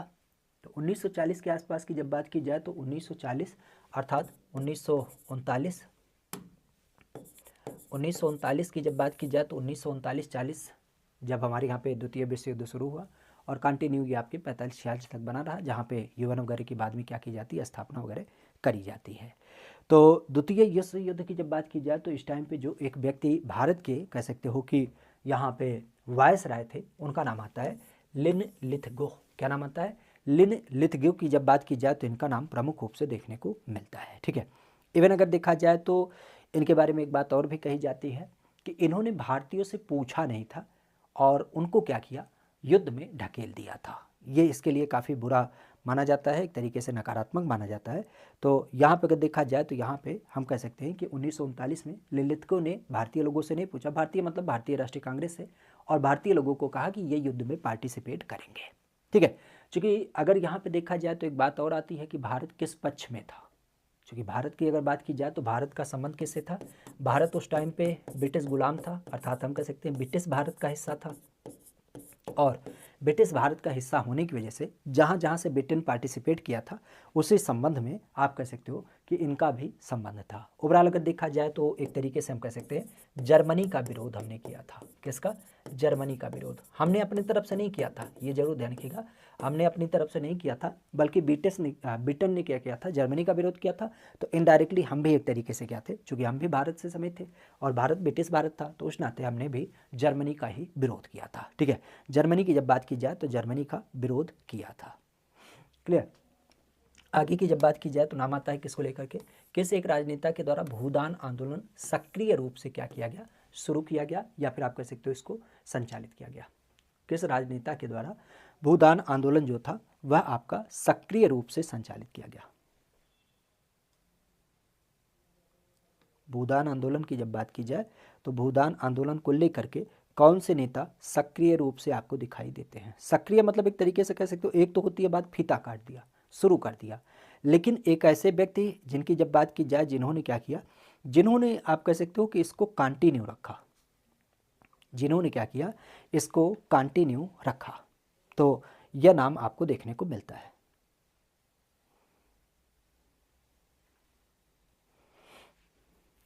क्लियर। मुख्यतः अगर देखा जाए तो इसमें एक नाम आपने सुना, जैसा कि हमने बताया भूदान आंदोलन की जो शुरुआत करी गई, ये किसके द्वारा, तो शुरुआत की जब बात की जाए तो शुरुआत आपके विनोबा भावे के द्वारा की गई, विनोबा भावे के द्वारा। लेकिन जब हम बात करते हैं समर्थन को लेकर के सक्रियता के रूप में, तो इनका नाम आता है जयप्रकाश नारायण। क्या नाम आता है, जयप्रकाश नारायण की जब बात की जाए जेपी, तो जयप्रकाश नारायण जैसे जो नेता थे, जो कांग्रेस समर्थित थे, खास अगर देखा जाए तो कांग्रेस ने भी कह सकते हो इस भूदान आंदोलन को समर्थन दिया था।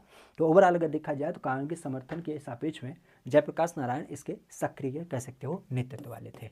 1951 में इसकी शुरुआत हुई थी। कहाँ से, तेलंगाना की जब बात की जाए तो तेलंगाना, और तेलंगाना के सापेक्ष में पोचमपल्ली गाँव, पोचमपल्ली गांव की जब बात की जाए तो पोचमपल्ली गांव, यहाँ से इसकी शुरुआत हुई थी। नाम आता है कि देश ने 1914 में जापानी स्टीमर कामगाटामारू में प्रवेश के लिए मना कर दिया था। ठीक है, कहाँ पे, चीन, कनाडा, संयुक्त राज्य अमेरिका या फिर भारत में। यहाँ पे अगर देखा जाए तो यहाँ पे इसका सही उत्तर क्या हो जाएगा, किसकी बात चल रही है, एक आप कह सकते हो कि स्टीमर था, जापानी स्टीमर, और जापानी स्टीमर की जब बात की जाए तो जापानी स्टीमर ने क्या कहा, इसने इस देश में प्रवेश करने से मना कर दिया था, और उसका नाम क्या था, उसका नाम था कामागाटा मारू। कामागाटा मारू की जब बात की जाए तो इसने यहाँ पे प्रवेश करने से मना कर दिया था। समय काल कब का था, 1914 का। अब 1914 की जब बात की जाए तो 1914 के समय काल की जब बात की जाए तो एक्चुअली सीन क्या था कि ब्रिटिश भारत का हिस्सा था हमारा भारत। ठीक है, अब ब्रिटिश भारत की जब बात की जाए तो ब्रिटिश भारत के हिस्से में बहुत सारे लोग ऐसे थे जो राजनीति से प्रेरित थे, और बहुत सारे लोग ऐसे थे जो कार्यकर्ता भी थे। ओवरऑल यहाँ पे अगर देखा जाए तो उनका मानना था कि देखो भारत में हम कुछ कर नहीं पा रहे हैं, तो भारत से निकल करके बाहरी लोगों का अगर हम समर्थन प्राप्त करें तो कहीं ना कहीं ये हमारे लिए हितकारी होगा। इवन बहुत सारे लोग ऐसे भी थे जो यहाँ के शासन प्रशासन से तंग थे, तो उनका मानना था कि अब हमें से देश में रहना भी नहीं है ओवरऑल। तो यहाँ पे अगर देखा जाए तो 1914 के समय काल में भारतीय लोगों की बात की जाए, ठीक है, भारतीय लोगों की, और भारत के कहाँ पे, पंजाब प्रांत से, पंजाब प्रांत की जब बात की जाए तो पंजाब प्रांत के कुछ एक लोग थे, ओवरऑल इनकी संख्या भी बताई जाती है, कुल 376 लोग। ठीक है, कितने, कुल 376 लोग थे, और 376 लोगों की जब बात की जाए तो इन्होंने क्या किया, पंजाब प्रांत से समित थे, इन्होंने कह सकते हो कि विदेश में जाकर के वहाँ पे रहने की योजना बनाई। कहाँ पर, कनाडा में, कनाडा में प्रवास करने की योजना बनाई। अब सीन क्या हो गया कि ये कनाडा तो जाना चाह रहे थे, लेकिन ब्रिटिश भारत का हिस्सा होने की वजह से कह सकते हो कि हमारे यात्रियों को ओवरऑल आप कह सकते हो कि अभी विदेश में रहने की अनुमति वगैरह नहीं प्राप्त थी। सीधे शब्दों में अगर देखा जाए तो मनाही थी।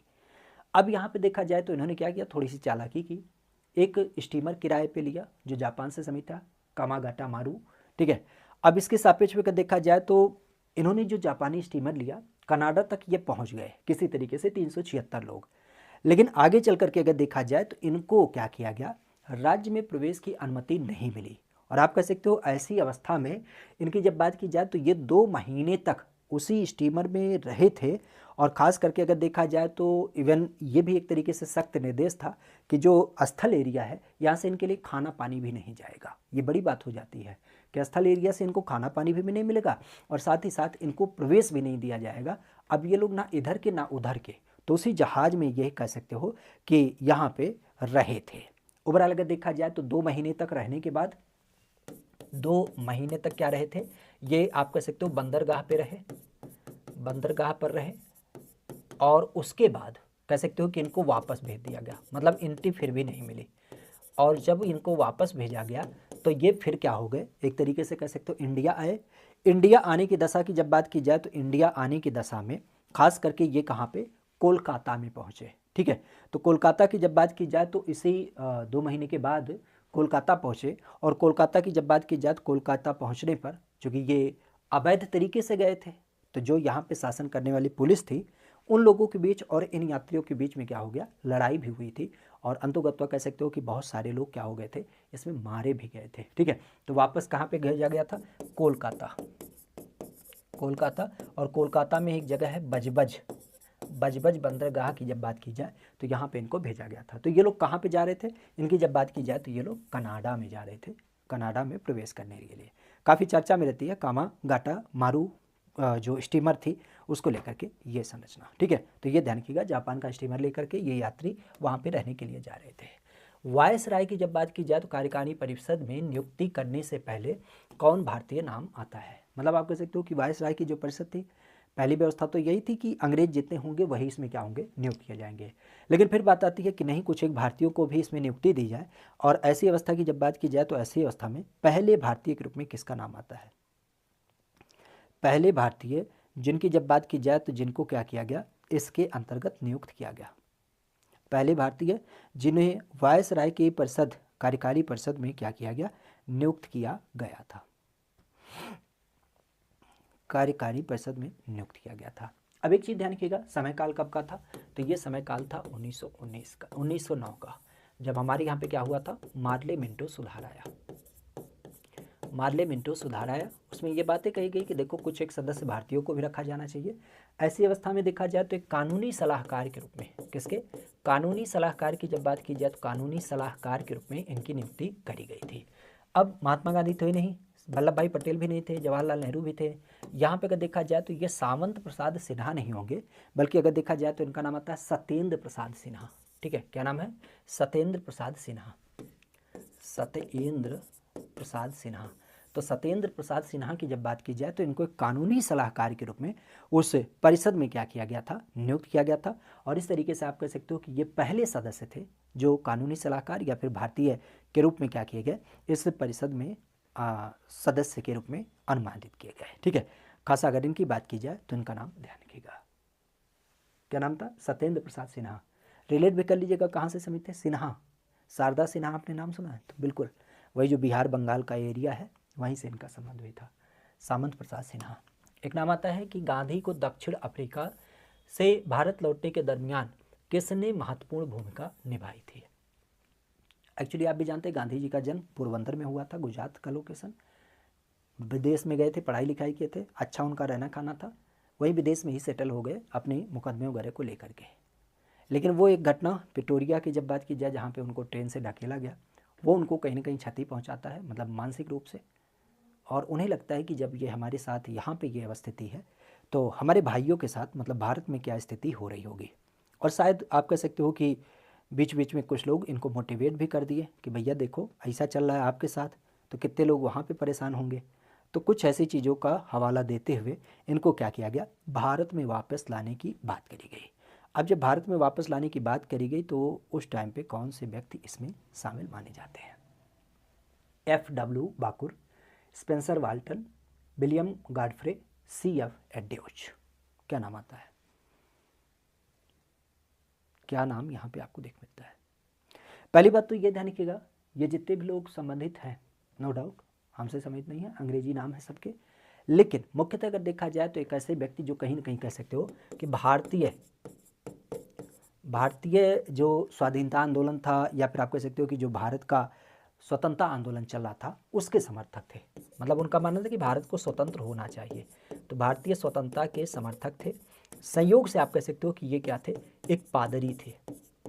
पादरी मतलब आप कह सकते हो ईसाई। ठीक है, तो ये एक क्या थे, पादरी थे। और इनके द्वारा ही कह सकते हो कि महात्मा गांधी को क्या किया गया, लौटने की बात रखी गई। तो सन 1915 में, 1915 की जब बात की जाए तो 1915 में महात्मा गांधी क्या हुए थे, फिर आपके भारत में वापस आए थे। तो इनका नाम आता है C.F. Andrews, Charles Freer एड्यूज।